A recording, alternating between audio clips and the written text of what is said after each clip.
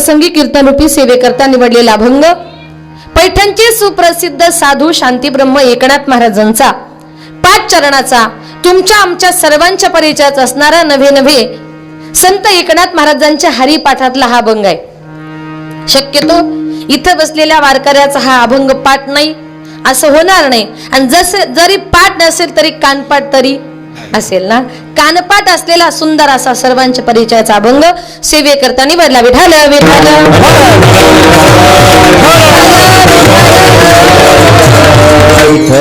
आवडीने भावे हरिनाम घेसी तुझी चिंता त्यासी सर्व आहे. या अभंगातून संत एकनाथ महाराज तुम्हाला आम्हाला प्रत्येकाला उपदेश करतात. उपदेश करून एकनाथ महाराज असं म्हणतात, बाबांनो, ज्या काळामध्ये तुमचा माझा प्रत्येकाचा जन्म झालाय, इथे जन्माला आल्यानंतर भगवान परमात्म्याने तुम्हाला मला जो काही नरदेह दिलेला आहे, हा देह कशा करता दिला तर पहिलं कारण एक ध्यानात घ्या, संसार करण्याकरता अजिबात नाही, तर देवे दिला देह भजना भोजना नाही बर का, भजना. त्याचं भजन पूजन नामचिंतन करण्याकरता भगवान परमात्म्याने हा नरदेह तुम्हाला आम्हाला प्रत्येकाला दिला. मग हा नरदेह तुम्हाला आम्हाला मिळण्याचं कारण सुद्धा एक आहे, मागच्या जन्मीचं काहीतरी कर्म. अगा कर्मी जीवरावी तेही सुख दुःखी फळावे आणि तया ते भोगावया यावे देहा एका.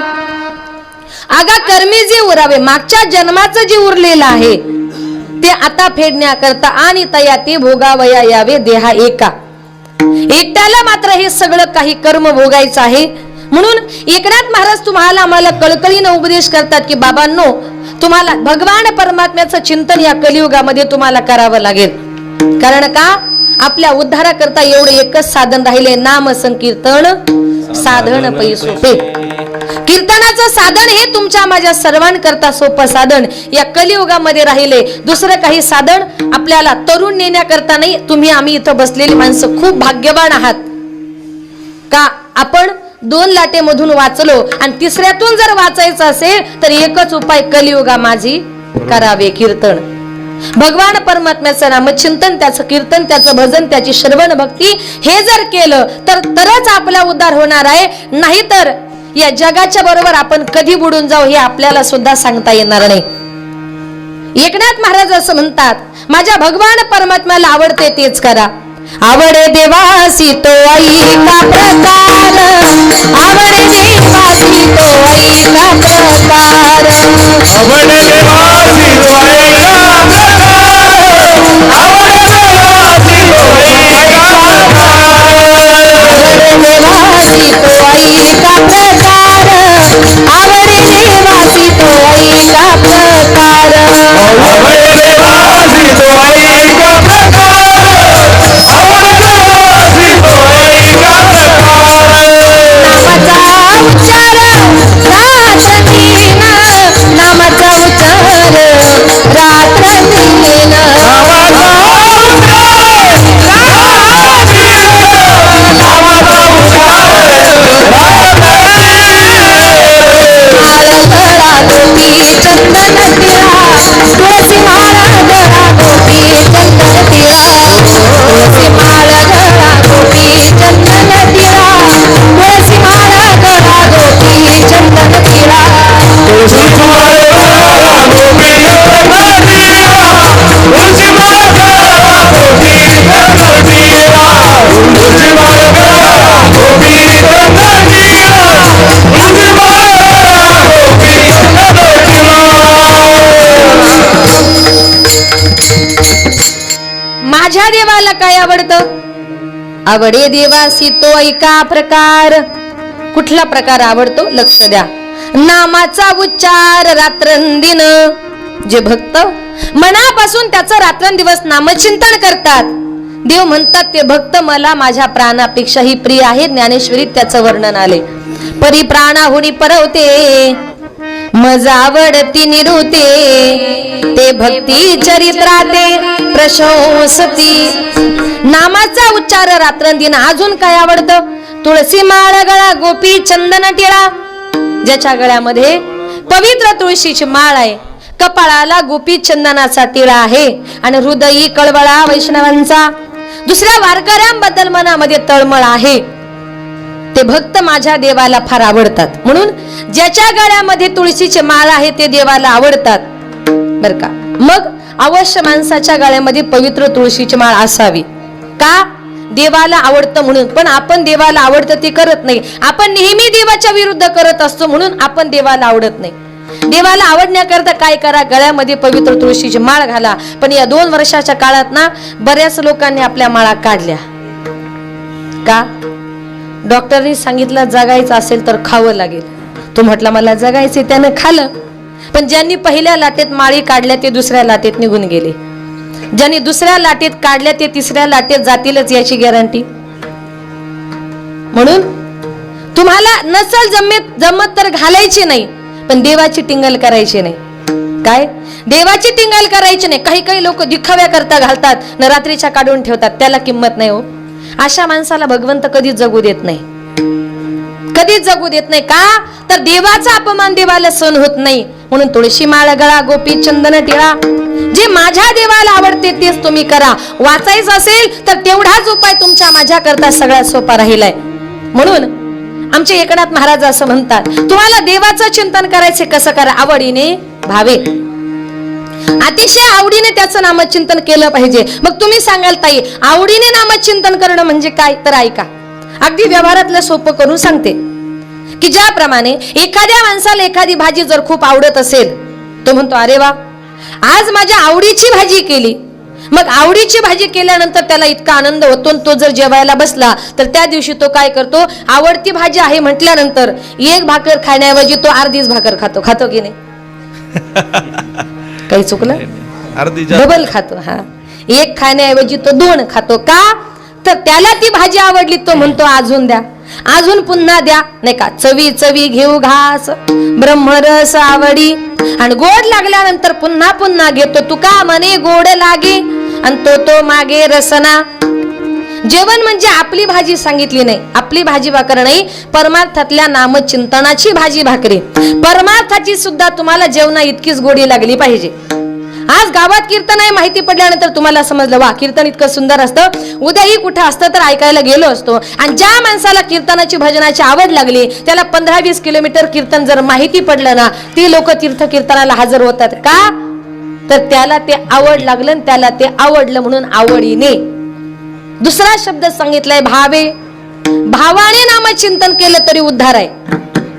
एक माणूस म्हटलं तरी बरं झालं तुम्ही सांगितलं भावाने चिंतन करायचं, मग माझा भाऊ माळकरी आळंदी पंढरपूरची वारी करतो, मला चिंतन करण्याची गरज नाही. त्याला म्हटलं तुझा सख्खा भाऊ नाही, मनातला भाव.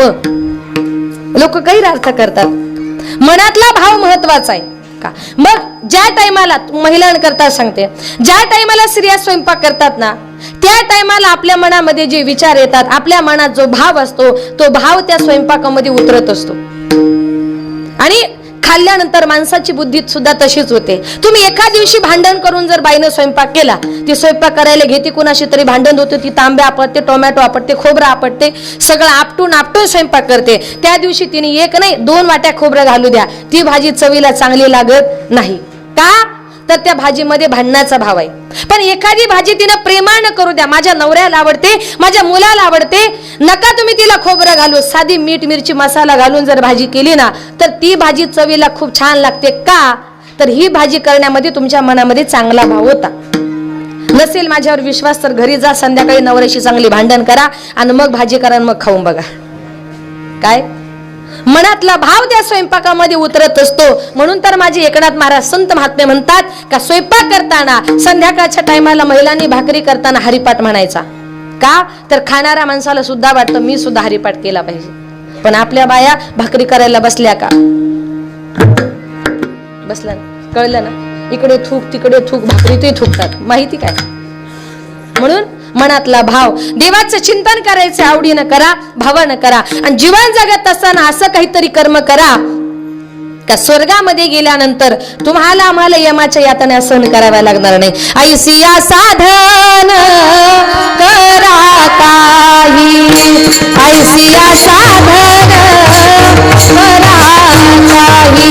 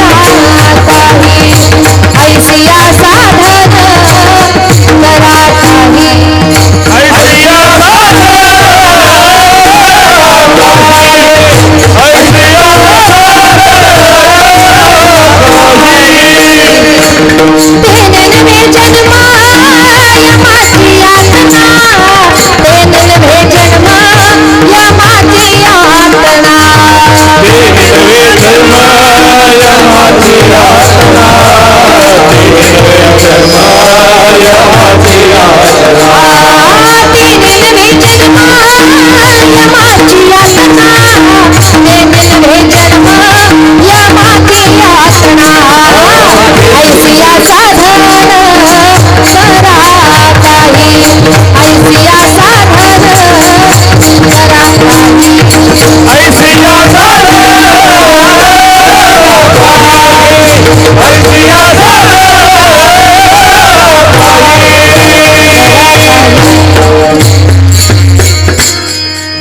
असं काहीतरी साधन करा, तेने नव्हे जन्म यमाची यातना. ऐसिया साधन करा काही. स्वर्गामध्ये यमाच्या यातना तुम्हाला आम्हाला सहन कराव्या लागणार नाही, असं काहीतरी साधन करा. आणि तेच साधन हरिपाठामध्ये सांगितलं की नाम संकीर्तन साधन पै सोपे. कीर्तनाचं साधन या कलियुगामध्ये सगळ्यात महत्वाचं साधन सांगितले. का? कीर्तन जर श्रवण केलं तर काय फायदा होतो? जळतील पापे जन्मांतरीचे. बर का, जन्मजन्मीची पाप जाळण्याची ताकद या कीर्तनामध्ये आहे. तुम्ही सांगाल कसं काय एवढी ताकद कीर्तनामध्ये? पण इथं बसलेला असा एकही माणूस नाही, या जगातला असा एकही माणूस नाही तुमच्या माझ्या सगट का त्याच्या हातून काही ना काहीतरी पाप झालेलं नाही. कीर्तन संपल्यानंतर एक माणूस माझ्याकडे आला, म्हटलं ताई तुम्ही सगळ्या लोकांना पापी म्हणता. मी म्हटलं पापी कुठं म्हटले? मी असं म्हटले का इथं बसलेला असा एकही माणूस नाही का त्याच्या हातून पाप घडलं नाही. पण त्यानं सांगितलं ताई माझ्यासारखा पुण्यवान या जगात नाही. म्हटलं कसं काय? तो म्हटला ताई अजूनपर्यंत कुणाला वाईट बोललं नाही, कुणाचा खून नाही, कुणाच्या दरोडे नाही, कुणावर अन्याय नाही, कुणावर अत्याचार नाही, म्हणून मी पापी नाही. म्हटलं दादा ठीक आहे, तसं तुम्हाला वाटत असेल, पण मी तुम्हाला तुमचं पाप सांगते. तो म्हटला सांगा बरं. त्याला म्हटलं बघा सगळ्यांकरता सांगते की ज्या वेळेला आपण रस्त्याने चालत असतो आणि रस्त्याने चालताना किडा मुंगी सारखे बारीक बारीक रस्त्यावरचे जीव आपल्या पायाखाली चिरडले जातात, याची आपल्याला काहीतरी कल्पना आहे का? नाही. कितीतरी किडी मुंगी बारीक बारीक पायाखाली चिरडले जातात, त्यांचा जीव आपल्या पायाखाली जातो, म्हणजे आपलं पापच आहे ना. ते जाऊ द्या, काही काही लोक आपण जाणून बुजून पाप करतो. जाणून बुजून पाप म्हणजे कुठलं? एखादा मच्छर जर आपल्या समोर आपल्या हातावर बसला आणि तो चावला, आपण त्याला काय करतो? म्हणतो का चल बाजूला, मला पाप करायचं नाही, असं आपण म्हणतो का? अजिबात नाही. मच्छर बसला की आपण त्याला लगेच मारतो. मुंगी चावली तरी आपण तिला बोटाखाली चिरडतो. मग आपल्याला वाटतं का आता माझ्या हातून पाप घडतंय? अजिबात नाही. आपण चावला म्हणून रागाच्या भरामध्ये त्याला मारतो. मग एखाद्या मच्छराला मारणं, एखाद्या मुंगीला मारणं, त्या प्राण्याची हत्या करणं आपल्या डोक्यावर पाप झालं की नाही? ही छोटी मोठी पाप जी काही आपल्या हातून घडतात ना, ही पाप जाळण्याची ताकद. जळतील पापे जन्मांतरीचे नाम संकीर्तन. म्हणून कीर्तनाचं भजनाचं साधन माझ्या तुकोबाऱ्यांनी निर्माण केलंय. का? तर संतांना माहिती कलियुगामध्ये पुण्य करता होय पाप. आणि आपण जर कीर्तनाला गेलो, आज तुम्ही जेवढे माणसं कीर्तनात आलात, 2 तास कीर्तन जर ऐकलं, इथून पाठीमागं तुमच्या हातून जेवढी पाप घडलेली असतील ना, त्या सगळ्या पापाचा नाश संत महात्म्यांचा साक्षीने या कीर्तनामध्ये झाला असं समजा. इथून गेल्यानंतर जर काही पाप आपल्या हातून घडली, अजून एखादं कीर्तन ऐका, परत पापाचा नाश आहे. हे साधन माझ्या संत महात्म्यांनी निर्माण केलेले आहेत. आणि मग तुकोबारे म्हणतात, बरं काही काही लोक देवाचं नामचिंतन करतात. कसं करतात? भीतीपोटी. तुम्ही सांगाल कसं काय? एका बापानं आपल्या मुलाला सांगितलं, बाळा आपल्या गावामध्ये, गावातून असं बाहेर निघताना आपल्या गावाच्या बाहेर एक मोठं वडाचं झाड आहे, आणि त्या वडाच्या झाडावर रात्री 12च्या नंतर ते निघतं. ते म्हणजे काय? हुशार आहात तुम्ही. भूत. बापाने सांगितलं, मुलाने डोक्यामध्ये पक्क ठेवलं का रात्री 12च्या नंतर त्या झाडावर ते निघतं. मुलगा झाडाजवळ गेला की त्याच्या लक्षात यायचं, ह्या झाडावर रात्री 12च्या नंतर भूत निघतं. दैवयोगाने एक दिवस त्या मुलाला यायला उशीर झाला, त्याच्याकडे गाडी नव्हती. रात्रीचे 12:15 वाजले होते, तो त्या झाडाजवळून जाणार होता. त्याच्या मनात विचार आला की आता बापाने सांगितलंय 12च्या नंतर वडाच्या झाडावर भूत निघतं, आता 100% भूताची माझी भेट होणार.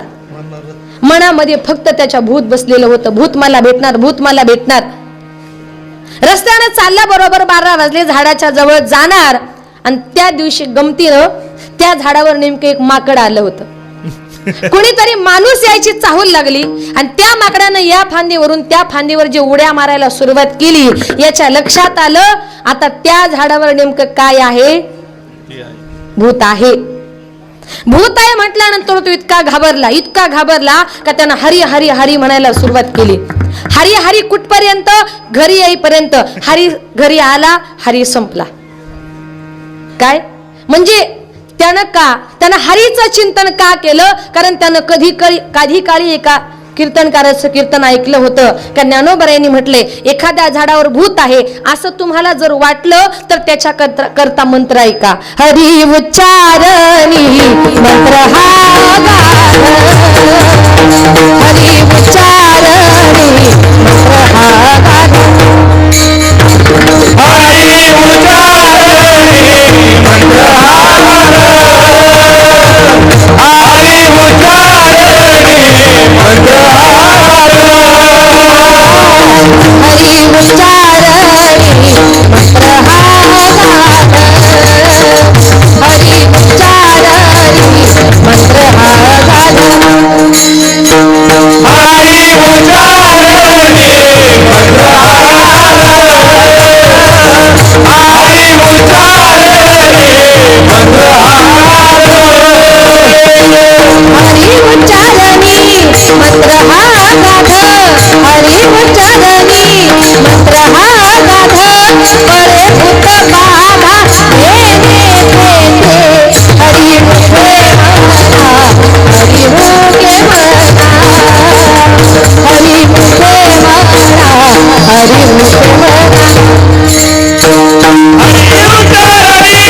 मंत्र हा गाढ, हरी भूत बाधा भेने तेथे, हरी मुखे म्हणा, हरी मुखे म्हणा, हरी मुखे म्हणा, हरी मुखे म्हणा.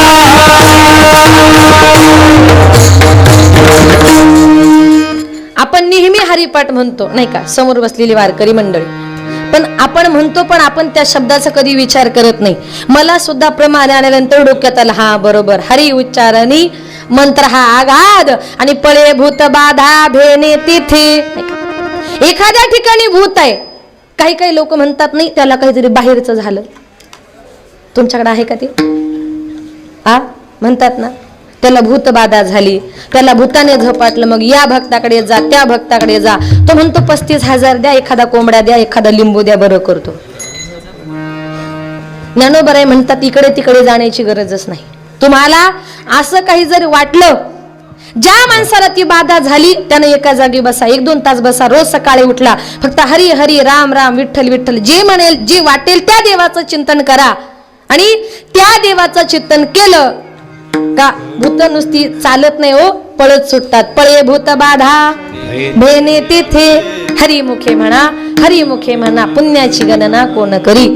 ही ताकद आहे त्या भगवान परमात्म्याच्या नामचिंतनाची. म्हणून एकनाथ महाराज म्हणतात, आता मला सांगा, मग त्या मुलाने भूताची भीती वाटल्यानंतर जे काही हरीचं नामचिंतन केलं, ते नामचिंतन त्यानं आवडीनं केलं, भावाने केलं, प्रेमानं केलं का भीतीनं केलं? कशाने? भीतीने. याला म्हणतात भयानं किंवा भीतीने नामचिंतन करणं. पण एकनाथ महाराज म्हणतात, भयाने भीतीने नामचिंतन करण्यापेक्षा नामचिंतन करायचंय. कसं करा? अभंगाचे आवडीने भावे हरी नाम घेती, आवडीने भावे हरी नाम घेती, आवडीने भावे हरी नाम घेती, आवडीने भावे हरी नाम घेती, आवडीने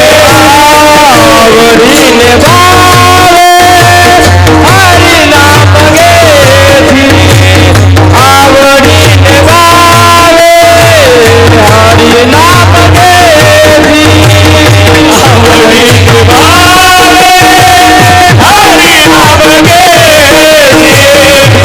आवडीने भावे हरी नाम घेती.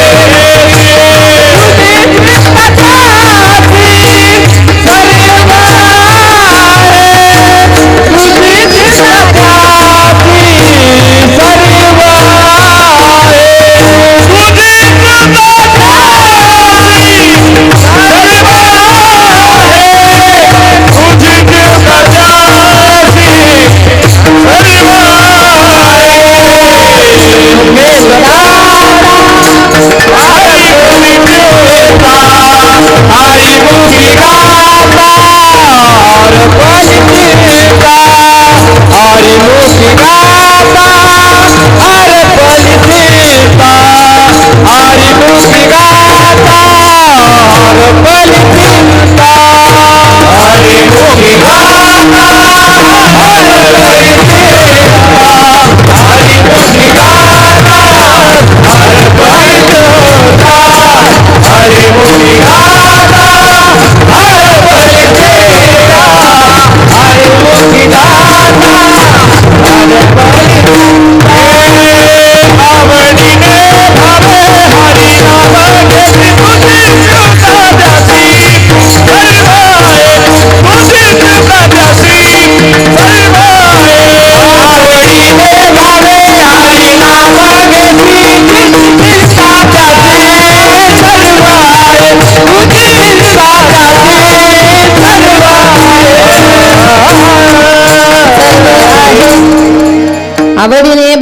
हरिनाम घेसी तुझी चिंता त्यासी सर्व आहे. एकनाथ महाराज म्हणतात चिंतन करायचे आवडीनं करा, प्रेमानं करा, भावानं करा. आणि आपण जर त्या देवाचं चिंतन जर केलं तर तुझी चिंता त्यासी सर्व आहे. आपण कशाची चिंता करायची नाही, आपली चिंता करणारा भगवंत वरती बसलाय. कारण का एकनाथ महाराज म्हणतात प्रत्येक माणसाच्या जीवनामध्ये दोन गोष्टी येतात. एक येते ती चिंता आणि दुसरी येते ती चिता. फरक फक्त बिंदू मात्र आहे. एकावर टिंब दिल्यामुळे एकाचा अर्थ चिंता असा झाला आणि एकावरचा टिंब काढल्यामुळे एकाचा अर्थ चिता असा झाला. जी मेल्यानंतर जाळते तिला चिता असं म्हणतात आणि जी जिवंतपणी पावलोपावली जाळते तिला चिंता असं म्हणतात. का चिता परवडली का माणसाला समजत नाही, पण चिंता जीवनामध्ये नको.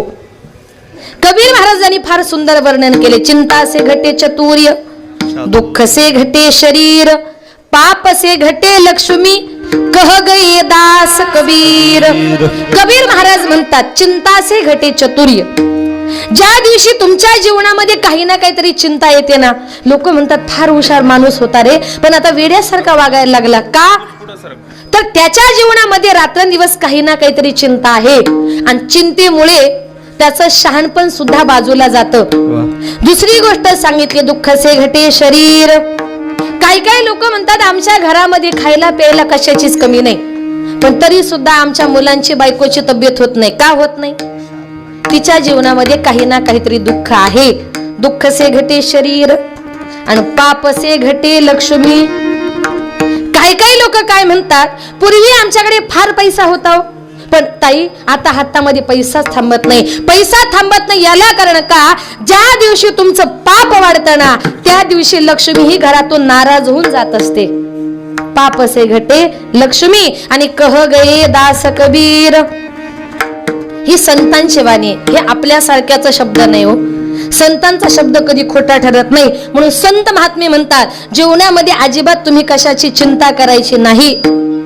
आपली चिंता करणारा वरती बसलाय, तुम्ही फक्त त्याचं चिंतन करा, तो तुमची चिंता करणार.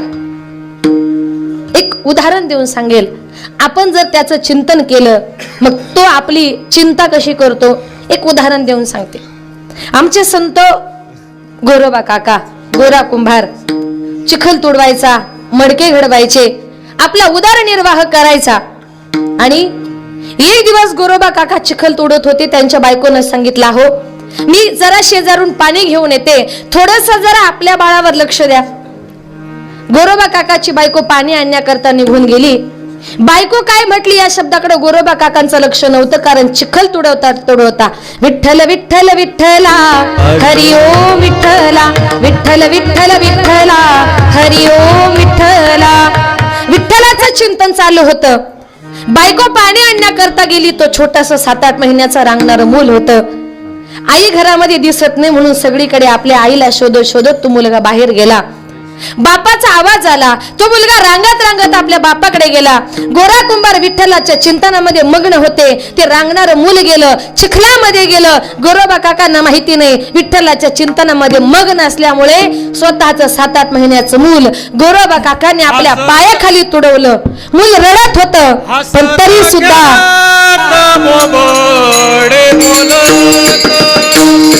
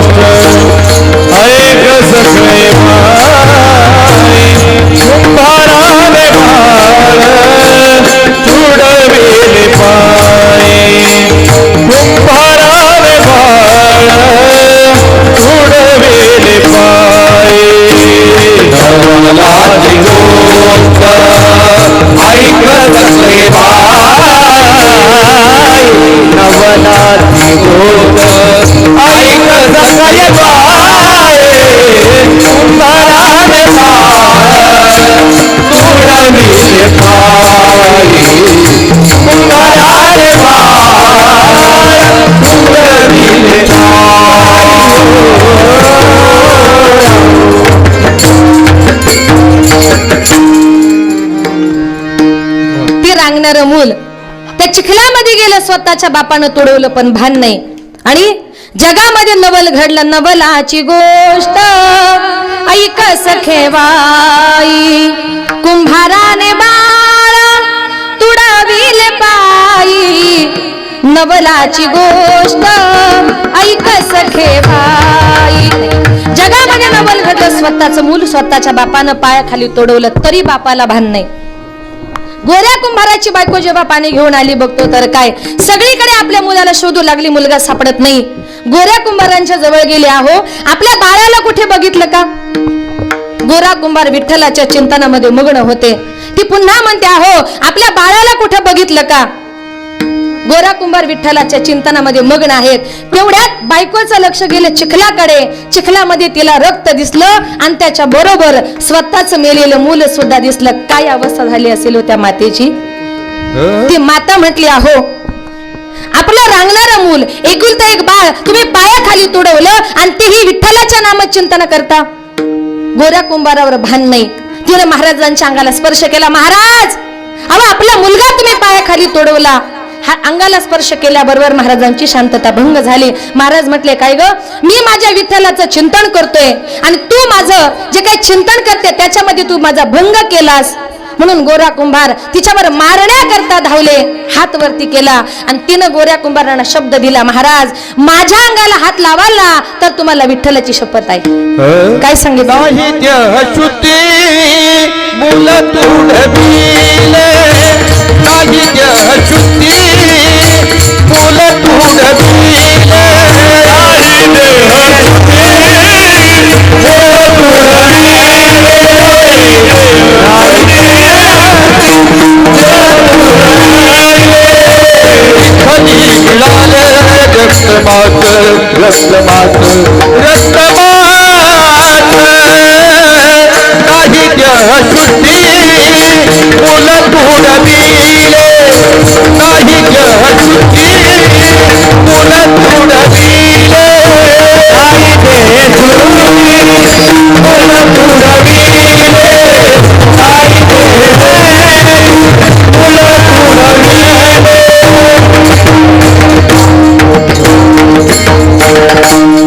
बायकोने शपथ घातली, माझ्या अंगाला हात लावत तर तुम्हाला विठ्ठलाची शपथ आहे. एकुलता एक मुलगा होता, तोही गेला आणि तिने विचार केला, मीच माझ्या नवऱ्याला शपथ घातली, माझ्या अंगाला हात लावायचा नाही, माझा संसार चालणार कसा, मुलं बाळ होणार कशी. आपल्या बापाच्या घरी गेली, बापाला हात जोडले, बापाला सांगितलं, बाबा एकुलता एक मुलगा होता, तोही गेला, मी स्वतःहून माझ्या नवऱ्याला शपथ घातली, माझ्या अंगाला हात लावाल तर तुम्हाला विठ्ठलाची शपथ आहे. बाबा माझा संसार पूर्ण करण्याकरता माझ्याकरता एकच करा, माझी जी छोटी बहीण आहे ना तिचं लग्न तुम्ही गोरोबा काकांशी लावून द्या.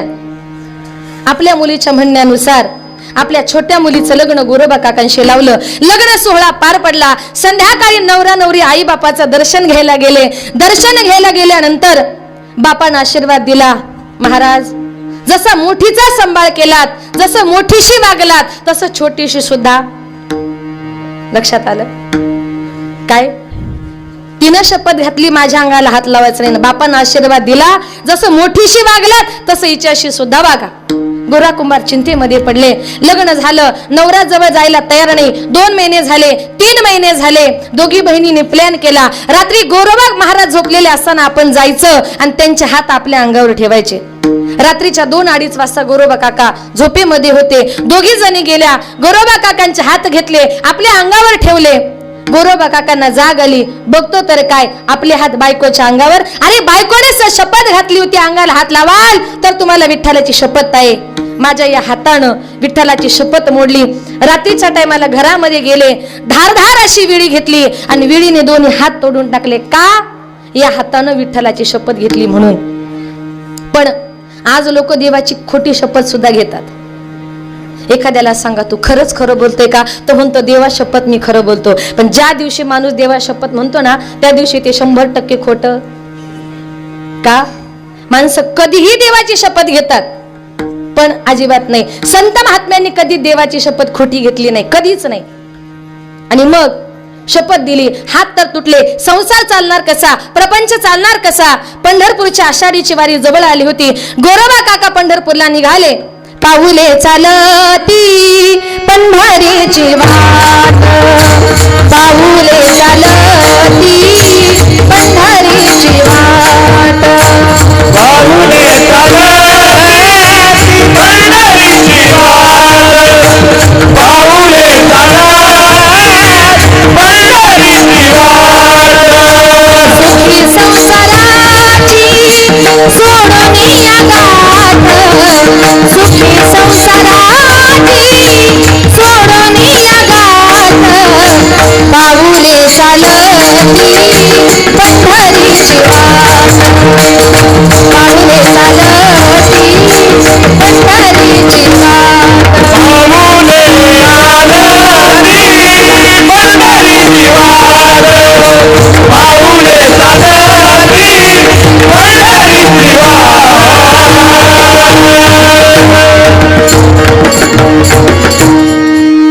तुम्ही पंढरपूरला गेले, आम्ही पायी गेलो पण तुम्ही बसने गेले, म्हणजे शॉर्टकट. संत महात्मे असं म्हणतात की पंढरपूरला गोरोबा काका गेले. चंद्रभागेच्या वाळवंटामध्ये नामदेव महाराजांचं कीर्तन चालू होतं. कीर्तन संपलं. कीर्तन संपल्यानंतर नामदेव महाराजांनी सांगितलं, सगळ्यांनी दोन्ही हात वरती करा आणि हाताने टाळ्या वाजवा. सगळ्यांनी दोन्ही हात वरती केले. माझे गोरोबा काका समोर बसले होते. गोरोबा काकांना मात्र हात नव्हते. गोरोबा काकांनी आपले थोटे हात वरती केले आणि थोट्या हाताने गोरोबा काका भजन करतायत. त्या कीर्तनामध्ये एक मुलगा उभा होता आणि त्याने हाताची घडी घातली होती. गोरोबा काकांनी सांगितलं, सगळ्यांनी हात वरती करा, जेथे कीर्तनाची जागा तेथे पांडुरंग उभा. देवाने विचार केला, ज्याला टाळी वाजवायची इच्छा आहे त्याचे हात मीच काढून घेतले आणि ज्याला दिले तो टाळी वाजवत नाहीये. चालू कीर्तनामध्ये चमत्कार घडला. थोटा गोरा भजन करी, हात फुटले वरचे वरी, हात फुटले वरचे वरी, हात फुटले वरचे वरी, थोटा गोरा भजन करी, हात फुटले वरचे वरी, हात फुटले वरचे वरी, हात फुटले वरचे वरी. थोटा गोरा भजन करी, हात फुटले वरचे वरी. चालू कीर्तनामध्ये चमत्कार घडला का गोरोबा काकांना त्यांचे हात परत मिळाले. त्यांचे हात देवानं परत दिलेच दिले. पण जे मूल स्वतःच पायाखाली तुडवलं होतं ना, ते मूल सुद्धा माझ्या पांडुरंग परमात्म्याने नामदेव महाराजांच्या कीर्तनामध्ये जिवंत करून दिलं. मुलं उठविले कुंभाराचे, मुलं उठविले कुंभाराचे, कबीराच्या मागे विनुरागे शेले,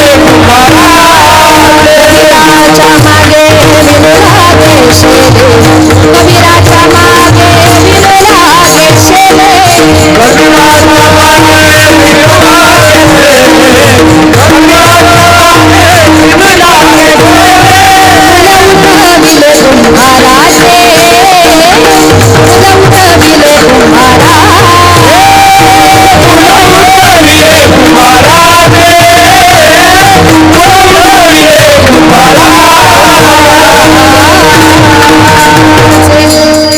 कबीराच्या मागे विनू लागे शेले आणि मूल उठविले कुंभाराचे. मेलेलं मूल सुद्धा माझ्या पांडुरंग परमात्म्यानं पुन्हा जिवंत करून दिलं. याला कारण का, आता नीट ऐका की माझ्या गोरोबा काकांनी संकट आली. गोरोबा काकांनी एवढी संकट आपल्यावर तर आली नाही. गोरोबा काकांचे हात तुटले, स्वतःच मूल पायाखाली तुडवलं, पण माझ्या गोरोबा काकांनी विठ्ठलाचं चिंतन करायचं सोडलं नाही. त्यांनी देवाचं चिंतन केल्यामुळे देवाने त्यांची सगळी चिंता दूर केली. म्हणून तुझी चिंता त्यासी सर्व आहे. आपण चिंतन करा. आणि म्हणून एकनाथ महाराज असं म्हणतात, काही काही लोक प्रश्न करतात, त्याच्या जीवनामध्ये सुख आणि माझ्या जीवनामध्ये दुःख का? त्याच्या जीवनामध्ये सुख आहे आणि आपल्या जीवनामध्ये दुःख आहे. याला कारण एकच, का तुम्ही तुमच्या मनामध्ये कुठल्याही गोष्टीचं दुःख धरायचं नाही. अभंगाचे दुसरे चरण. नको खेद करू, खेद करू, नको खेद करू, नको खेद करू,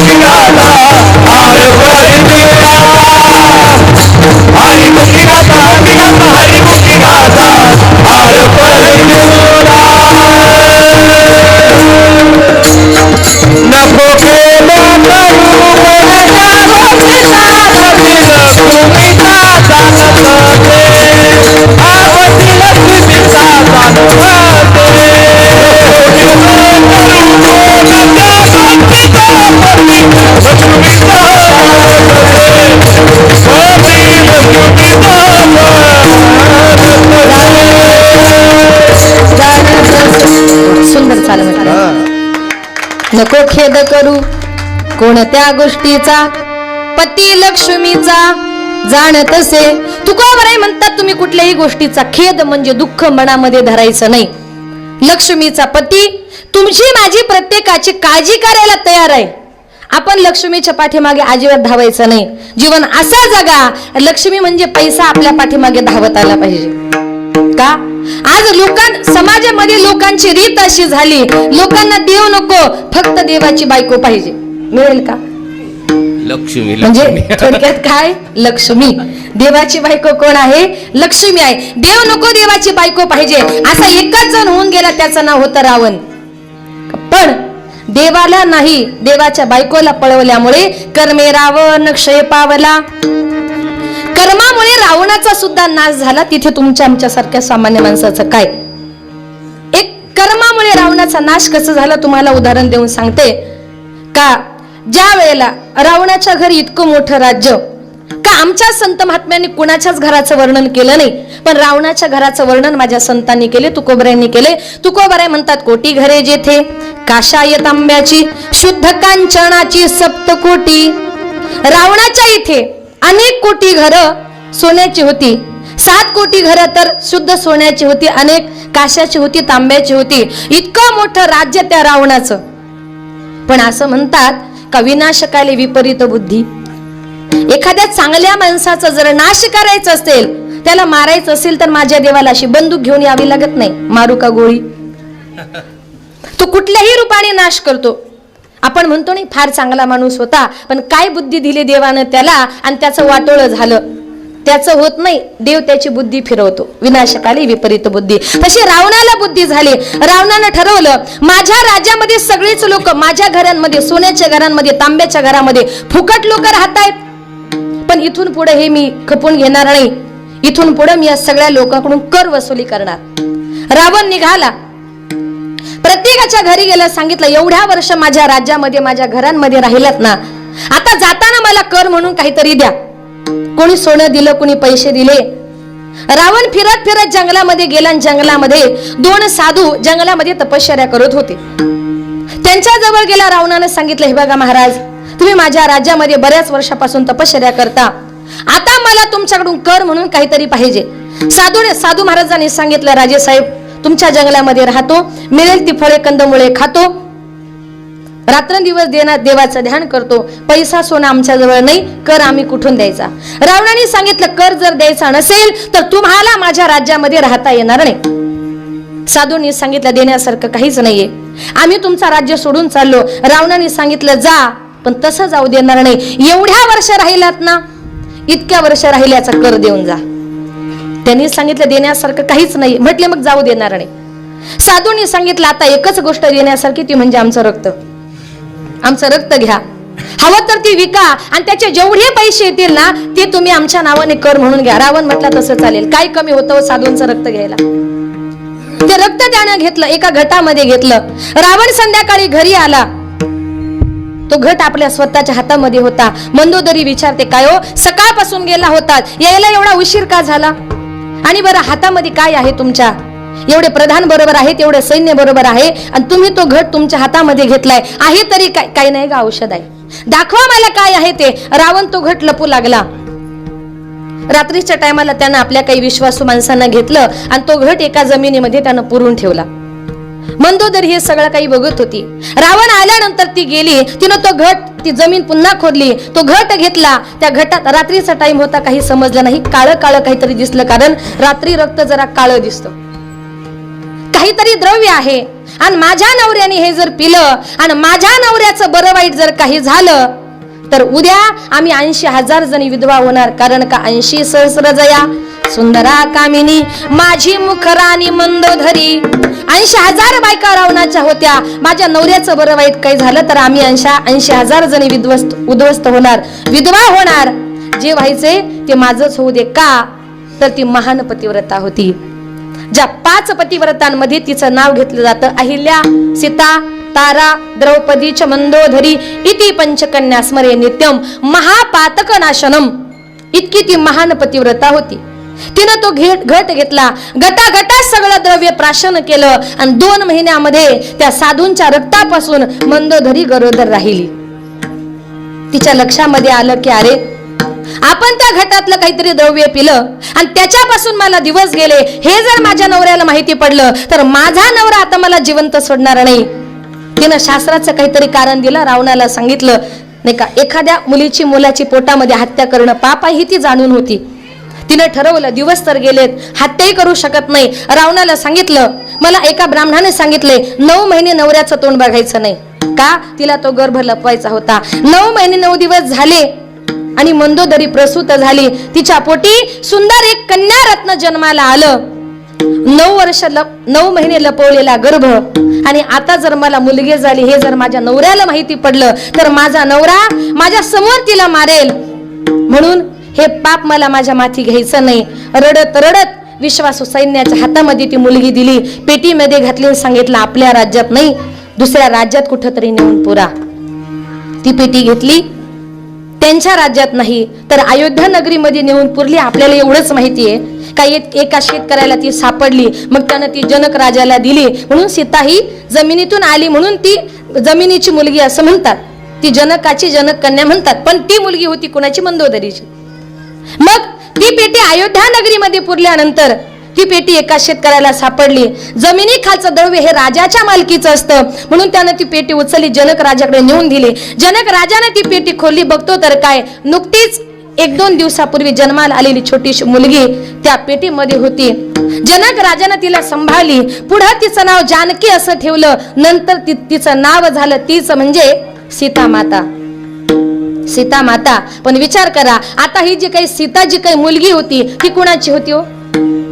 मंदोदरीची. मंदोदरीचा नवरा रावण. म्हणजे ती मुलगी कुणाची झाली? रावणाचीच झाली. पण स्वतःच्याच मुलीला पळवल्यामुळे कर्मे रावण क्षय पावला. रावणाचा सुद्धा नाश कर्माने झाला. कर्म देवांना सुद्धा चुकत नाही. कर्मे श्रीराम वनवासा गेला,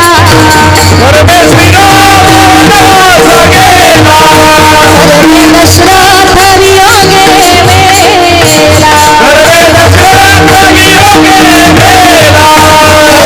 रावण क्षय पावला,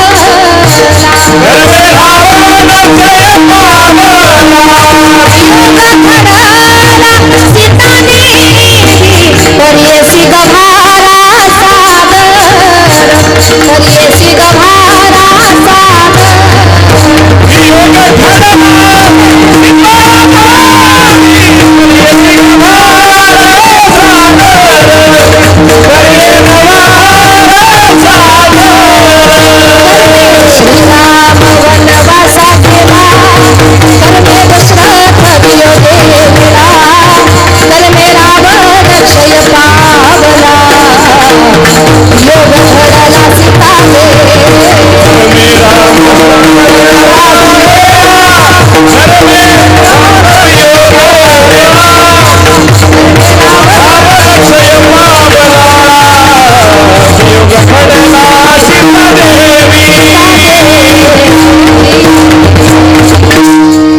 कर्मे श्रीराम वनवासा गेला, कर्मे दशरथ वियोगे मेला, कर्मे रावण क्षय पावला आणि वियोग घडला सीता देवी. देवांना सुद्धा कर्म चुकलं नाही, तुमच्या आमच्या सारख्या सामान्य माणसाचं काय? म्हणून लाख मोलाचा नरदेव भगवान परमात्म्याने तुम्हाला मला दिलाय, जेने हा जीव दिला दान आणि त्याच्यामुळे तयाचे करील चिंतन. त्याचं आपण चिंतन केलं पाहिजे. का? तर संत महात्मे म्हणतात हा मनुष्य देह तुम्हाला मला जो काही प्राप्त झाला ना हा अतिशय दुर्लभ आहे. किती दुर्लभ? दुर्लभ त्रयमेव हा मनुष्यत्व, मुमुक्षत्व आणि महापुरुष संश्रया. या जगामध्ये 3 गोष्टी अतिशय दुर्लभ आहे. त्याच्यामध्ये 1 नंबरला नाव घेतले मनुष्य देह. मनुष्य देह फार दुर्लभ आहे. त्याला दुर्लभ का म्हटलंय की 84 लक्ष योनी फिरल्यानंतर जो शेवटचा जन्म मिळतो त्याला मनुष्य जन्म असं म्हणतात. म्हणून हा जन्म पुन्हा पुन्हा नाही, हा जन्म एकदाच आहे. आणि जन्माला आल्यानंतर सुद्धा माणसाने जीवन कसं जरा आनंदाने जगलं पाहिजे. काही काही लोक 2 तास कीर्तनामध्ये आशे बसतात. कसे माहितीये? जरा व्यवस्थित बसा मग सांगते. काही काही लोक कीर्तनामध्ये असे बसतात का त्यांना पेढा खायला द्या तरी त्यांचा चेहरा तसाच, आणि त्यांना कडुनिंबाचा पाला खायला द्या तरी त्यांचा चेहरा, म्हणजे त्यांना कीर्तन गोडही लागत नाही, त्यांना कीर्तन कडूही लागत नाही. बरं, काही काही लोकांचे चेहरेच असे, त्यांच्या चेहऱ्यावर 24 तास 12 वाजले ते कधीच हसत नाही. मी म्हणते जे माणसं कधी हसत नाही ते जीवन जगतात तरी कसे हो. माणसाने कसं जर हसलं पाहिजे. एखादा समोरून आला, प्रेमानं हसा. बरं, हसायला काही पैसे लागतात का? मग हसा. का? हसल्यानंतर माणसाचं आयुष्य वाढतं. भगवान परमात्म्याने हा देह तुम्हाला आम्हाला दिलाय, आनंदाने जगाव. एखादा जर हसत असेल, एखादा हसत असेल आणि समोरून जर आपल्या समोरून एखादा आला आणि त्याच्या चेहऱ्यावर जर 12 वाजलेले असतील तर त्याला बघितल्यानंतर समोरच्या चेहऱ्यावर लगेच 1 वाजतो की नाही? कमीत कमी दुसऱ्याच्या आनंदाकरता तरी हसलं पाहिजे. आनंद या जीवनाचा सुगंधा परी दरवळावा, आनंद या जीवनाचा सुगंधा परी दरवळावा, पाण्यातला सूर जैसा ओठातून ओघळावा, आनंद या जीवनाचा सुगंधा परी दरवळावा. इतका आनंदी जीवन जगा की आपल्या आनंदाचा सुगंध समोरच्या माणसापर्यंत गेला पाहिजे. तुम्ही सांगाल ताई सुगंधात जायचंय त्याला काय 1 काय 2 सेंटच्या बाटल्या मारतो, तो सुगंध नाही हो, चेहऱ्यावरचा आनंद. आपण आनंदी असेल तर जग आनंदी असतं. माझ्या ज्ञानोबरांनी प्रतिज्ञा केली, अवघेची त्रैलोक्ये आनंदाचे आता चरणी जगन्नाथा चित्त ठेले. ज्ञानोबरांनी प्रतिज्ञा केली, सगळ्या जगाला मी आनंदामध्ये ठेवणार. मग ज्ञानोबरांची प्रतिज्ञा जर आपल्याला पूर्ण करायची असेल तर आपल्याला हसावं लागेल की नाही, आनंदामध्ये राहावं लागेल. एका बाईचा नवरा हसतच नव्हता. तिने त्याला हसण्याकरता अनेक विनोद केले, अनेक जोक केले, पण तरी नवरा हसेना. शेवटी नवऱ्याला असं म्हटली, असं करा जरा आपण नाशिकच्या बाजारात जाऊन येऊ. 2 जण बाजारामध्ये गेले तरी तिचा नवरा हसत नाही. आणि तेवढ्यात त्या बाईला समोर गाढव दिसलं. गाढव माहिती ना तुम्हाला? गाढव बघितलं ती बाई नवऱ्याला म्हणते, अहो ते बघा तुमचे पाहुणे समोरून आलेत. तो इतका हुशार होता, तो म्हटला राम राम सासरी भाऊ, बरे आहात ना, घरची मंडळी वगैरे. अशी जरा नवरा बायकोने एकमेकाची टिंगल करा, गाढवाची करा पण करा. जीवन कसं आनंदाने जगलं पाहिजे. एक दिवस एक बाई ब्राह्मणाकडे गेली, ब्राह्मणाला सांगितलं, ब्राह्मण दादा मला जरा सत्यनारायणाची पूजा करायची, काय काय लागेल यादी तयार करून द्या. ब्राह्मणाने तिला सगळी यादी तयार करून दिली. जाताना सांगितलं, बाई सत्यनारायणाची पूजा करण्याकरता लक्ष्मी नारायणाचा जोडा असावा लागतो. तिने सांगितलं, माझे पती तर परदेशात राहतात. मग ब्राह्मण म्हटले, बाई तुम्हाला पूजा करता येणार नाही, तुम्ही दुसरी जोडी बसवा. ती म्हटली, नाही नाही पूजा मलाच करायची. ब्राह्मण म्हटली, बाई तुमचे पती नाही, तुम्ही पूजा करू शकत नाही. ती म्हटली, असं कसं? ती जरा पुढची हुशार होती, पुढची हुशार कळताना. हा, ती म्हटली, ब्राह्मण बुवा पुरुष लोक कसे एखाद्या पूजेला जर बसले आणि तिथे जर त्यांची बायको हजर नसेल तर खिशामध्ये बायको म्हणून काय घेऊन बसता? काय अनुभव दिसतोय तुम्हाला सोडून खिशामध्ये सुपारी घेऊन बसतात. तसं आमच्या करता नवरा म्हणून काय ऑप्शन नाही का? ब्राह्मणाने सांगितलं, बाई अजून तर तसं काही शास्त्रात नाही. नाही नाही म्हटली, पुरुषांकरता आहे म्हणजे आमच्या करताही काहीतरी असेल, कारण आम्हाला 50% आरक्षण आहे. एखादा तुम्ही ग्रंथ शोधा. त्या ब्राह्मणाला असा राग आला. रागाच्या भरामध्ये ब्राह्मण उठला. ब्राह्मण म्हटला, बाई पुरुष लोक जर पूजेला सुपारी घेऊन बसतात ना, तुम्ही एखादा चांगला मोठा बटाटा घेऊन बसा. जे लोक ऐकत नाही त्यांच्या करता हा उपाय. म्हणून जीवन कसं जरा आनंदानं जगा. संसार एकट्याचा नाही, संसार हा दोघांचा आहे, दोघांना मिळून करायचा आहे. अरे जगाच्या बापानं सुद्धा एकट्यानं संसार केला नाही. तुझ्या विना वैकुंठाचा कारभार चालना, एकल्या विठुरायाला हो संसार पेलना. तुझ्या विना वैकुंठाचा कारभार चालना, एकल्या विठुरायाला हो संसार पेलना. इग इग रखुमाई हे भक्तांच्या माहेरी, सावलीच्या पावलाने विठूच्या गाभारी. तुझ्या विना वैकुंठाचा कारभार चालना, एकल्या विठुरायाला हो संसार पेलना.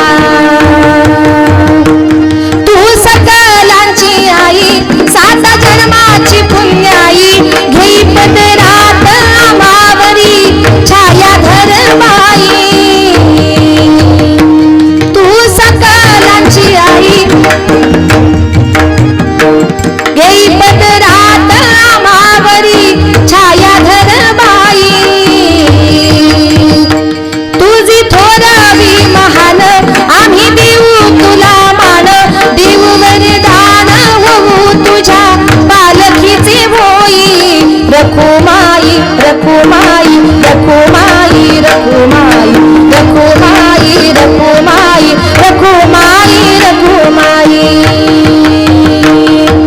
तुझ्या विना वैकुंठाचा कारभार चालना एकला विठुरायाला हो संसार पेलना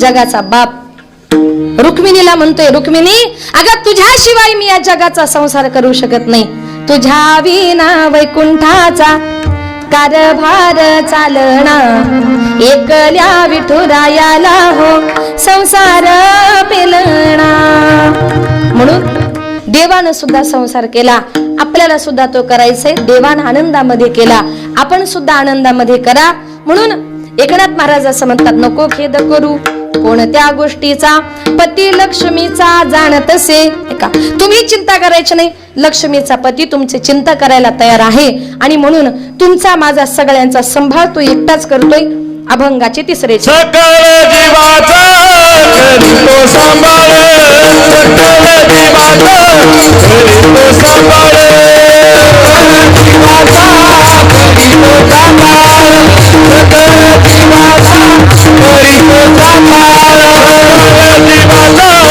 करीतो सांभाळ सकळ जीवाचा करीतो सांभाळ करीतो सांभाळ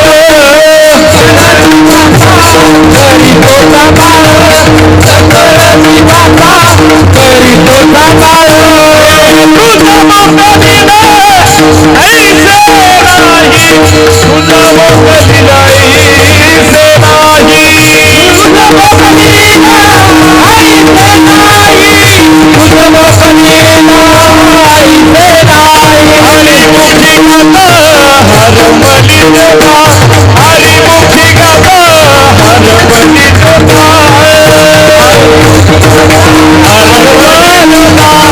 हरी मुक्ती गाता हरमली देवा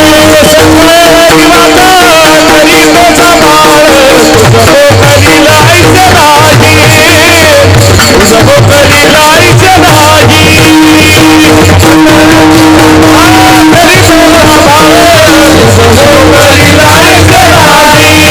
नाही तुझा मोकळीला ऐसे नाही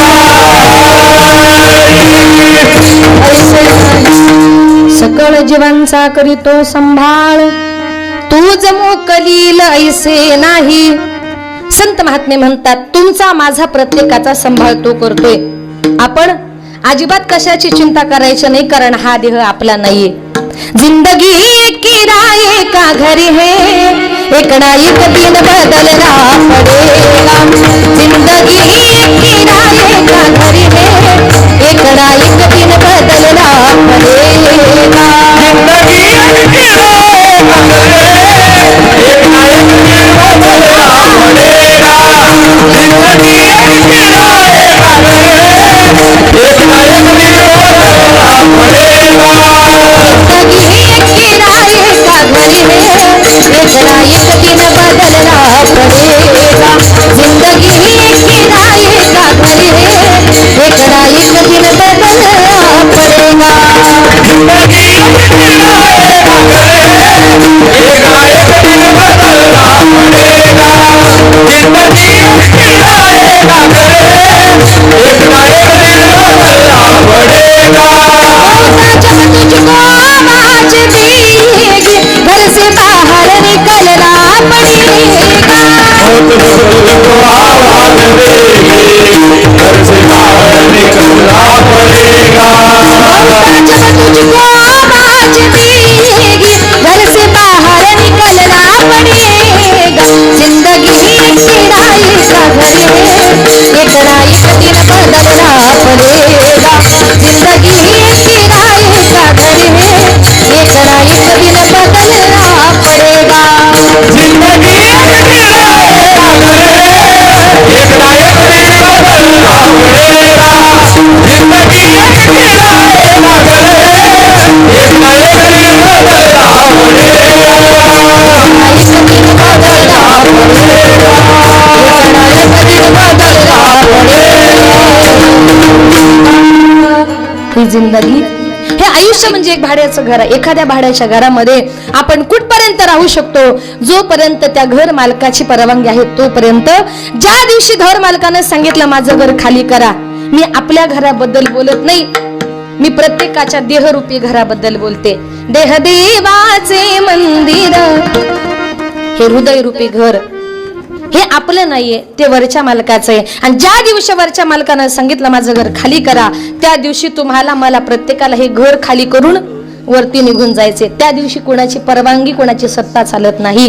म्हणून सकळ जीवांचा करीतो संभाळ, तुमचा माझा सगळ्यांचा संभाळ तोच करतो. काही काही लोक जीवन जगताना म्हणतात बघा, मी घर चालवतो, मी गाव चालवतो, माझ्याशिवाय काही चालू शकत नाही. अशा लोकांकरता एक सांगेल की एका गावात एक साधू महाराज फिरत फिरत आले होते.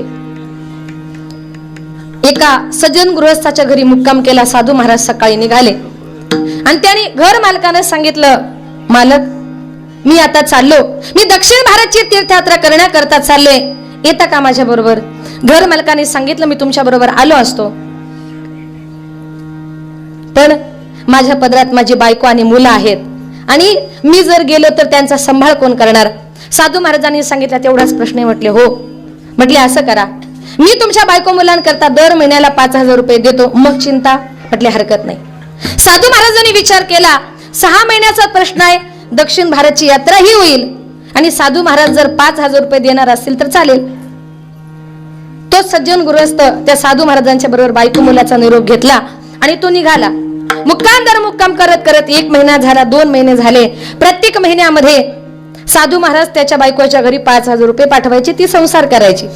पण हा जेवायला बसला की विचार करायचा, माझी बायको जेवली असेल महाराज, माझे मुलं जेवले असतील. पुन्हा चालायला लागला की सारखा बायको मुलांचा विचार.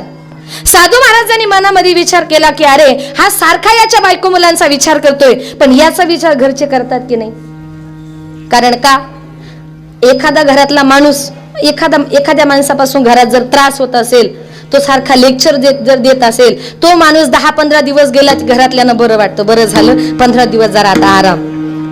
पण तो सारखा फोन करतो, पाणी भरलं का, सारखे तो प्रश्न विचारतो.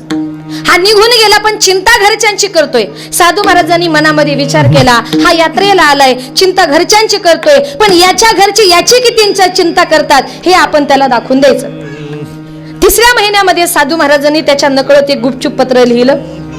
त्या पत्रामध्ये असं लिहिलं, कळविण्यात अत्यंत वाईट वाटते की तुमचे पती जे माझ्या बरोबर आले होते, 2 महिने आमचा प्रवास आनंदाचा सुखाचा चालला. 3ऱ्या महिन्यामध्ये रस्त्याने चालताना एक भरधाव ट्रॅक आला, तो तुमच्या पतीच्या अंगावरून गेला, त्याच्यामुळे तुमच्या पतीचा मृत्यू झाला. माझा जोडीदार गेला, त्याच्यामुळे मला दुःख होतंय, पण त्याच्या आत्म्याला भगवंत चिरशांती देव अशी भगवत चरणी प्रार्थना, कळावे तुमचा साधू. पत्र घरी आलं पण तो तिकडे जिवंत होता. पत्र घरी आलं, बायकोनं पत्र वाचलं, नवरा गेल्याची बातमी कानावर आली, तिनं जे रडायला सुरुवात केली. काही क्षणात गावातली मंडळी गोळा झाली. बाई काय झालं? संसार सुखाचा आनंदाचा चालला होता, कुणे एका साधूच्या पाठीमागं माझा नवरा लागला आणि तिकडेच त्याचा मृत्यू झाला. आता माझं कसं होणार आणि माझ्या मुलांचं कसं होणार या विचारानं ती बाई रडू लागली. गावातले सरपंच पुढे आले, सांगितलं ताई रडू नका, तुम्ही आमच्या गावच्या माऊली आहात, आम्ही तुम्हाला उपाशी राहू देणार नाही, दर महिन्याला मी तुम्हाला 5,000 रुपये देतो, मग चिंता. बाई जरा शांत झाली. गावचे पाटील पुढे आले, सांगितलं ताई रडू नका, मी तुम्हाला दर महिन्याचं किराणा देतो, मग चिंता. बाई अजून शांत झाली. गावकरी मंडळी पुढे आले, सांगितलं ताई रडू नका, आम्ही गावातल्या प्रत्येक घरातून तुम्हाला 50-50 रुपये दर महिन्याला काढून देऊ, मग चिंता. कोण म्हणतंय आम्ही तुमच्या मुलांच्या शिक्षणाचा खर्च घेतो, कोण म्हणतायत कपडे देतो. 2 महिन्यामध्ये त्या बाईचा जवळ 15-20 लाख रुपये जमा झाले. त्या बाईने विचार केला, एवढ्या पैशाचं करायचं काय? एवढे पैसे आले, म्हटलं छान 2 मजली बंगलाच बांधूया. त्या बाईनं बंगला बांधला, स्वतःला चांगले कपडे, मुलांना चांगले कपडे. बारीक तब्येती होता पण पैसे आल्यामुळे तब्येती चांगल्या झाल्या.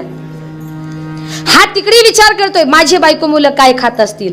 बरं का, दक्षिण भारतची तीर्थयात्रा पूर्ण झाली आणि तो आल्यानंतर शेवटचा मुक्काम मखमालाबाद मध्ये होता, कारण उद्या मातोरीत जायचंय ना. साधू महाराजांनी सांगितलं आजच्या दिवस, आजची रात्र फक्त भरपूर वेळ झालाय, आजची रात्र फक्त मखमालाबाद मध्ये मुक्काम करायचंय आणि उद्या सकाळीच आपल्याला तुझ्या मातोरी गावात पोहोचायचंय. याला रात्रभर झोप लागलीच नाही. माझी बायको माझी मुलं कशा असतील या विचारानं रात्री 2-2:30 वाजता उठला, आपल्या गावात आला.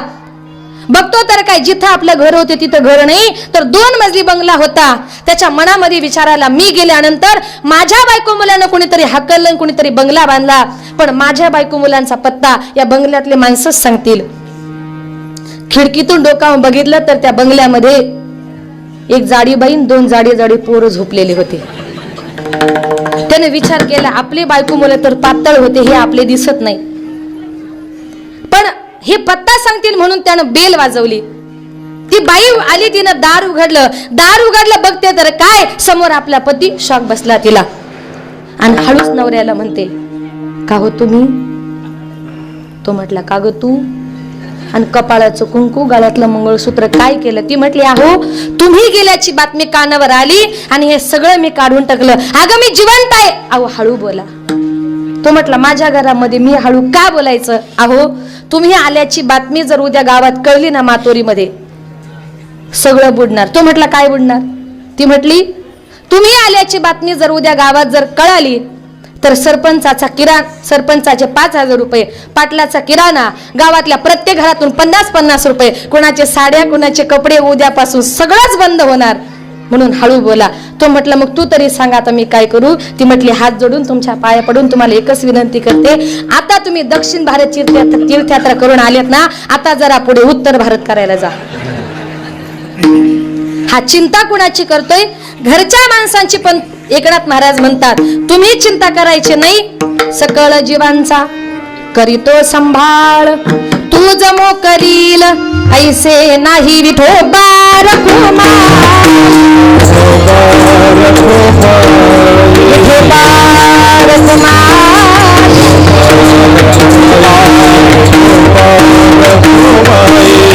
आवडीने भावे हरिनाम घेसी, तुझी चिंता त्यासी सर्व आहे, नको खेद करू कोणत्या गोष्टीचा, पती लक्ष्मीचा जाणतसे. आता या ठिकाणी माझ्या अल्पमतेप्रमाणे अभंगाचा धावता भावार्थ आपल्या समोर मांडण्याचा प्रयत्न केला. जास्त वेळ घेणार आणि शेवटच्या 5 मिनिटांमध्ये थोडस आई वडिलांविषयी बोलते, कीर्तन रूपी सेवा संपवते. या विश्वामध्ये आई बापासारखं श्रेष्ठ दैवत नाही. जिवंतपणी माणसाला आई बापाची किंमत कळत नाही. एकदा का आपले आई बाप या जगातून, या विश्वातून निघून गेले ना, शेजारच्या आई बापाला प्रेमानं कितीही हाका मारल्या ना, दुसऱ्याचे माईबाप हे आपले माईबाप या जगामध्ये कधी होऊ शकत नाही. एकदा का आपली आई, एकदा का आपला बाप या जगातून, या विश्वातून निघून गेला, आपले माईबाप आपल्या घरी परत कधीच येऊ शकत नाही. कारण का? ते तुम्हाला आम्हाला सगळ्या जगाला सोडून कुठे गेलेले असतात? गेली दुरी दिगंतरा, पुन्हा येणे नाही घरी, विजला हो नंदादीप कशी जाऊ मी मंदिरी, लाडकी माझी आई वाट पहा ती कैवारी, भोळी रखुमाई गेली झाली उदास पंढरी, श्रद्धांजली देता थरथरी माझी काया, राहू दे रे माझी आई मोक्षपदी देवराया, राहू दे रे माझा बाप मोक्षपदी देवराया. जिवंतपणी आपण आपल्या आई वडिलांच्या जवळ राहिलेलो असतो. आज आपल्या अण्णांना जाऊन 1 वर्ष पूर्ण झालं. या जगामध्ये आपण त्यांना कितीही शोधण्याचा प्रयत्न केला, पण ते तुम्हाला आम्हाला या जगामध्ये परत कधी दिसणार नाही. का? तर 10 दिशांच्या पलीकडे ते निघून गेलेले आहेत. कोणाचा तरी बाप या जगातून, या विश्वातून आपल्या मुलींना, त्यांच्या 3 मुली आहेत, 1 मुलगा आहेत आणि त्यांची पत्नी आहे, या सगळ्या परिवाराला पोरकं करून एक बाप या जगातून, या विश्वातून निघून गेला. दुसऱ्याच्या बापाला कितीही प्रेमानं बाबा म्हटलात ना, दुसऱ्याचा बाप आपला बाप कधीच होऊ शकत नाही. सोडून या गेले बाबा मायली कराना, सोडून या गेले बाबा मायली कराना, बाबा बाबा बाबा बाबा म्हणू मी कुणाला, बाबा बाबा बाबा बाबा म्हणू मी कुणाला. बाबा आमच्या साठी कष्ट केले फार, बाबा आमच्या साठी कष्ट केले फार. सोडून या गेले बाबा सारा परिवार, सोडून या गेले बाबा सारा परिवार. लेकी सुना रडत बसती काना कोपऱ्याला, लेकी सुना रडत बसती काना कोपऱ्याला. आठवण येते बाबा त्याच घडीला, आठवण येते बाबा त्याच घडीला. सोडून या गेले बाबा मायली कराना, बाबा बाबा बाबा बाबा म्हणू मी कुणाला, बाबा बाबा बाबा बाबा म्हणू मी कुणाला. कोणाचा तरी बाप या जगातून या विश्वातून निघून गेला, कोणाचा तरी पती त्यांचं सौभाग्य त्यांचं कुंकू घेऊन या जगातून निघून गेला. माझा कुंकवाचा धनी मला गेला या सोडोनी, माझा कुंकवाचा धनी मला गेला या सोडोनी. एकाएकी आली हवा विझला माझ्या मायेचा दिवा हो, विझला माझ्या मायेचा दिवा. माझ्या कुंकवाचा धनी मला गेला या सोडोनी. त्यांचा पती त्यांचं सौभाग्य त्यांचं कुंकू घेऊन या जगातून या विश्वातून निघून गेला. प्रत्येक ठिकाणी संतांनी, कवींनी, कवयित्रींनी सर्वांनी आईचीच गोडवे गायले. बापाची गोडी आजपर्यंत कुणी गायले नाही. जीवनामध्ये जेवढी आई महत्वाची तेवढा बापही महत्वाचा. आई म्हणजे घराचं मांगल्य असतं तर बाप म्हणजे घराचं अस्तित्व असतो. आणि त्या अस्तित्वाला आपण का विसरतो? रस्त्यानं चालताना एखादा काटा टोचला, फटका लागला, आपण फक्त आई गा असं म्हणतो. पण ज्या वेळेला आपण एखादा हायवे क्रॉस करत आहोत आणि भरता वेगाने एखादी गाडी जर अंगावर येत असेल ना, आपण दोन्ही हात वर करून मोठ्यानं बाप रे म्हणून किंकाळी फोडतो. विंचू जर चावला तर फक्त आई गा असं म्हणतो. पण साप नुसता दिसला ना तरी तोंडातून बाप रे असा शब्द येतो. म्हणजे छोट्या संकट समयी आपल्याला आपली आई आठवते, तर मोठ्या संकट समयी आपल्याला आपला बाप आठवल्याशिवाय राहत नाही. लग्नाच्या अगोदर एखादी मुलगी म्हणजे बापाची अतिशय लाडकी असते. लहानपणापासून बापाच्या ताटामध्ये जेवणारी ती मुलगी रोज बापाची वाट बघते. बापाच्या ताटामध्ये ती जेवत असते. आणि एक दिवस आजूबाजूचे लोक त्याला म्हणतात, काय रे लग्न करतो का तुझ्या मुलीचं? त्या दिवशी बाप घरी जातो, मुलगी ताट वाढून आणते, सांगते बाबा जेवायला बसा. बाप सांगतो, मुली आजपासून तू माझ्या ताटात जेवायचं नाही. काय झालं बाबा, माझं काय चुकलं? नाही बेटी, तुझं नाही चुकलं, सगळं माझं चुकलं. काय झालं बाबा, नेमकं सांगा तरी. बाळा तू लग्नाची झाली, उद्या लग्न करून तू नवऱ्याच्या घरी जाशील आणि त्याच्यामुळे तू काय कर, आजपासून तू माझ्या ताटात जेवायचं नाही. बापाने ताटामध्ये जेवण करू दिलं नाही म्हणून मुलगी रागानं उठते आणि घरात जाऊन झोपते. आता बाप म्हणतो, बाप काय सांगतो, लाडाची माझी लेक बापा संग जेवू नको, जाशील पर घरावेडी माया लावू नको. काय म्हणतो बाप, आज माझ्या ताटात जेवण करणार, उद्या लग्न करून नवऱ्याच्या घरी गेली, प्रत्येक घासात मला तुझी आठवण येईल, त्यापेक्षा तू असं कर, आजच माझ्या ताटात जेवू नको. बापानं ताटामध्ये जेवण करू दिलं नाही. मुलगी रागानं उठते जाऊन झोपते. मुलगी उपाशी झोपल्यानंतर बापाला तरी ती जेवण गोड लागणार आहे का? बापाही भरलं ताट बाजूला करतो, मुलीच्या मागे जातो आणि मुलीला सांगतो, लाडाची माझी लेक लेक उपाशी निजली, उठ उठ ग आता साखर तुपात भिजली. तो बाप आपल्या हाताने त्या मुलीला साखर तुपात भरवतो. मुलगी जेवून झोपते. पण आपल्या मुली करता रात्रभर उपाशी झोपणारा तो आपला बापच असतो. त्या बापाला आपण विसरता कामा नये. मुलगी मोठी झाली, बापाला चिंता पडते, कोणाच्या पदरी घालून कोणाच्या पदरी देऊ. बाकीचे लोक तिला कशी सांभाळतील, चांगली सांभाळते का नाही, बापाला चिंता पडते. कारण बाप म्हणतो माझी मुलगी म्हणजे कोण आहे. बाप म्हणे लेकी लेक गुळाचे घागरी, लावण्य तुझे रूप घालू कोणाचे पदरी बाप म्हणे लिख साखरेचे पोते तुझ्या ग नशिबाला जामीन कोण होते बाप म्हणेली की माझ्या नावाला संभाळ अग शेणाच्या पातीला नाही लागत चुंबळ किती संस्कार करतो बाप बाप म्हणतो मुली लग्न करून ज्या घरी चालली ना त्या घरामध्ये जनावरांचा खूप मोठा गोठा आहे मुली एकच लक्षात ठेव शेणाच्या पाठीला कधी चुंबळ लागत नाही जर घेतली ना तर घरातले लोक म्हणतील तुझ्या आई बापाने तुला हे शिकवलं का जीवन जगताना एकच अपेक्षा आहे का आमच्या नावाला कुठल्याही प्रकारचा कलंक लागता कामा नये म्हणून आपले मायबाप आज आपले शिवाजी अण्णा या जगातून या विश्वातून निघून गेले पण अण्णांसारखा चांगला माणूस परत या जगामध्ये जन्माला येणं फार अवघड आहे अतिशय कष्टाचं मुलाचं जीवन आमच्या अण्णांनी जगलं आपल्या तिन्ही मुलींचे संसार सुखाचे प्रपंचाचे केले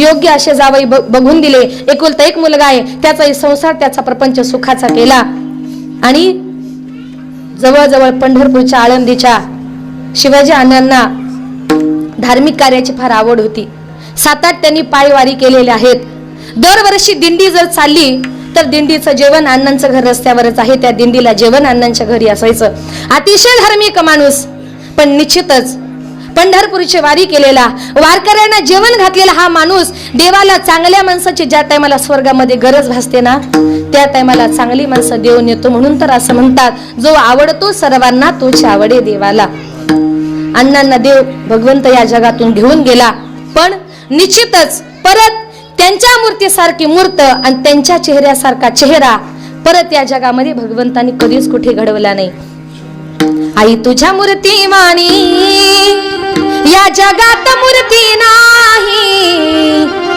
बाबा तुमच्या मूर्ती वाणी या जगात मूर्ती नाही अनमोल जन्म दिला गाई तुझे उपकार फिटणार नाही अनमोल जन्म दिला गाई तुझे उपकार फिटणार नाही बालपणी मी खेळत खेळत दिसत होतो तान्हा अमृताहुनी गोडा पाजला तू पान्हा तुझ्या या उपकाराची कधी जाणीव झाली नाही अनमोल जन्म दिला गाई तुझे उपकार फिटणार